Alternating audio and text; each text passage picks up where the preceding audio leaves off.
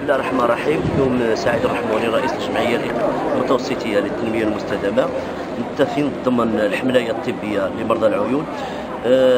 بعد عامين تقريبا سنتين شين دي اتصالات يوسين زي اسبانيا زي مدينه برشلونه جين كلينيكا معروفه قناه فونداسيون باراكير اتفقا كيسمحوا لنا نشجع عدد من ذلك يغطي المشاكل اللي في الطاوين، خصوصا قال اطلس العمليات العدسات باش نلقى شي تشباب.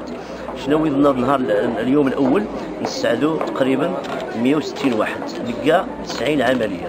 نهار كذلك تقريبا زي النهار نهار الاثنين ان شاء الله يغيكمل الحمله نستعدوا تقريبا جار 800 أو 900 واحد، ونتمنى ان شاء الله الشفاء للجميع ونشكر وسائل الاعلام مره وشكرا. El objetivo de la Fundación Barraquer es detectar cataratas y operar a aquellos pacientes que tienen poca visión debido a la catarata.